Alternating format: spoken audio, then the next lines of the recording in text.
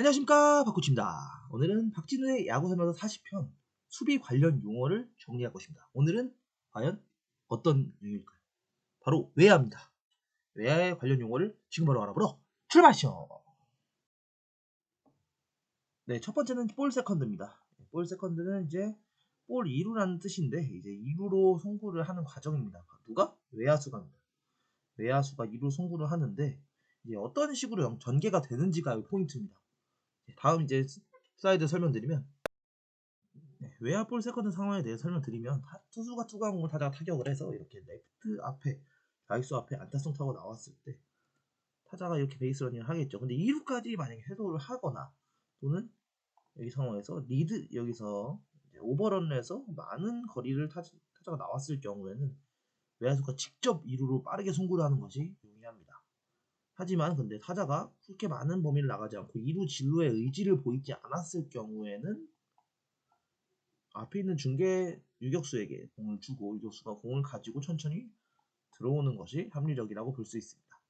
이러한 플레이와 전개, 외야볼 세컨드가 그냥 마냥 2루를 던지는 것이라고 이해하시기보다는 어떤 중계 플레이로 모든 수비수가 어떻게 움직이는지 중요한 포지션의 움직임을 잘 파악하시는 게 좋습니다. 네, 다음으로 넘어가겠습니다. 다음은 볼 서드입니다. 볼 서드는 볼 탐루입니다. 공을 잡은 외야수가 중계 플레이를 통해 3루로 송구하는 거죠. 근데 여기서 하나 이제 유의하셔야 될 부분이 중계 플레이를 통해서 3루로 송구를 할 수도 있지만 많이 가깝거나 조금 더 외야가 바로 던지기 편한 경우, 어깨가 좋은 경우에는 중계 플레이 하지 않아도 된다는 것. 이것을 꼭 유의하셨으면 좋겠습니다. 슬라이드로 넘어가겠습니다.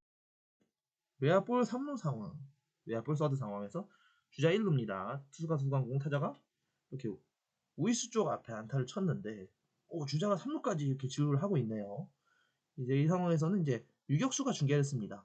이게 왜냐하면은 만약에 타구가 이렇게 조금 먼 위치로 이렇게 떨어졌을 경우에는 유격수가 쓰는 것보다 이루수가 따라가는 게 합리적이지만 이렇게 가까운 거리에서는 우익수가 바로 3루로 송구를 할 수도 있겠죠.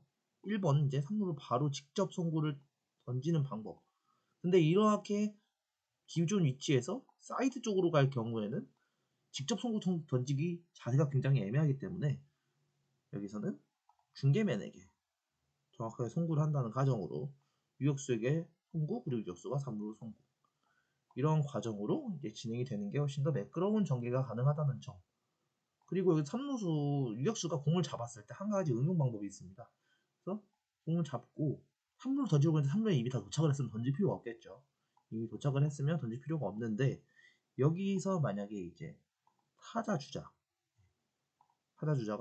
1루 베이스를 너무 과도하게 나왔을 경우에 바로 1루로 송구를 해서 이걸 아웃시키는 여러 가지 응용 방법이 있습니다.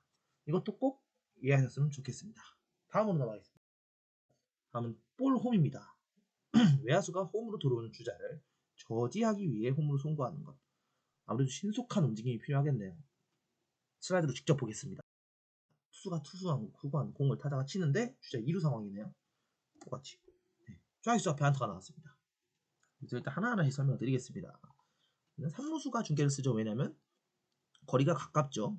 홈과 거리가 가깝기 때문에 3루수가 중계를 쓰고 좌익수가 앞으로 대실해서 포구를 했습니다. 근데 만약에 공이 이렇게 멀었을 경우에는 유격수가 쓰는 것이 용이하겠죠.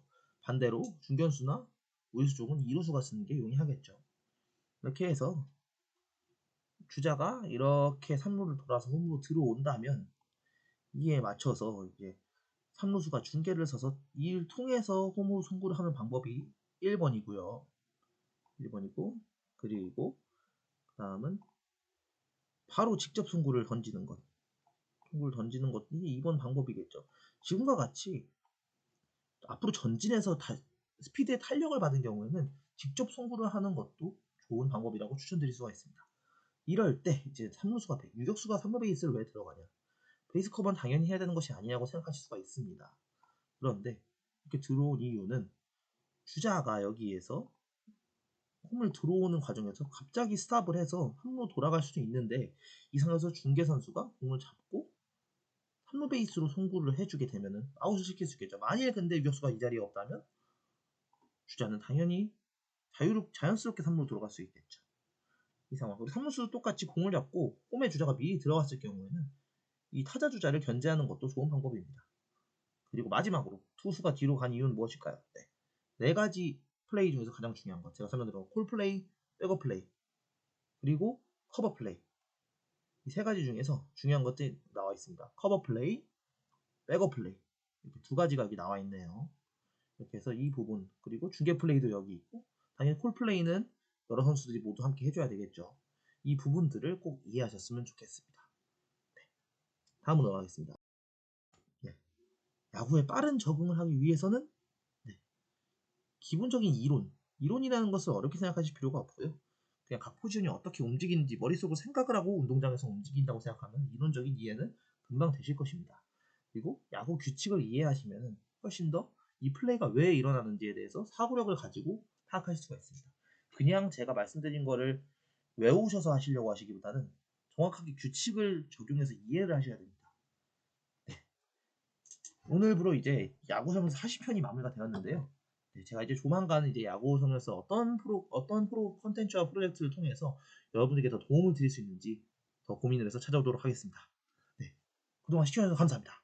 이상입니다.